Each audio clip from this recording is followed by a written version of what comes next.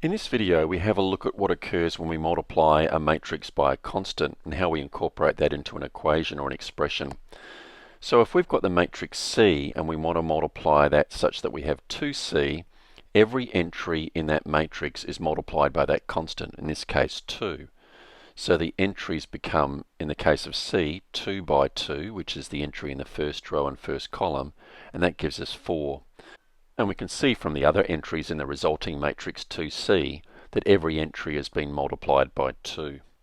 So how does that work in an equation or an expression? We can see here an equation that we've got with the capital letters A, B and C representing the matrices and the lowercase letters A, B, C and D representing variables that we're trying to find in solving this equation. So what we can do to solve in this process is, first of all, let's multiply everything in matrix B by lowercase c. That's the constant out the front.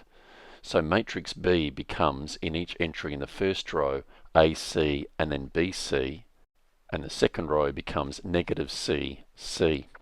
Let's put that all together so it matches our equation shown in purple at the base of this picture.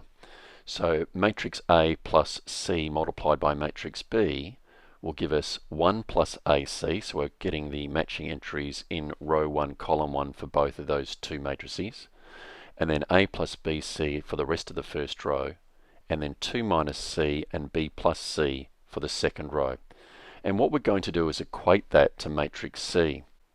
So to start solving for our unknown variables A, B, C and D, we want to look for matching entries where there's only one variable. That way we can quickly solve it if possible.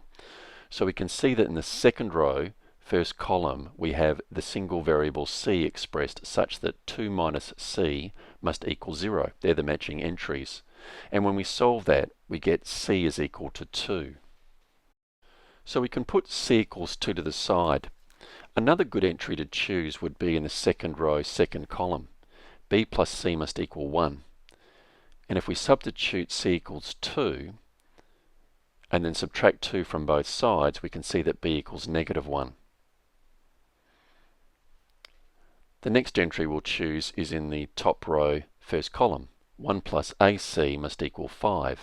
We'll substitute 2 for C, and then we can take 1 from both sides to get 2A equals 4, and therefore A equals 2. Our last letter we need to find is D, and that comes from the first row, second column. So we'll put A plus BC must equal D as its matching entries, do our substitutions, and the left-hand side becomes 2 minus 2. So D is equal to 0, and we've solved for all the unknown variables.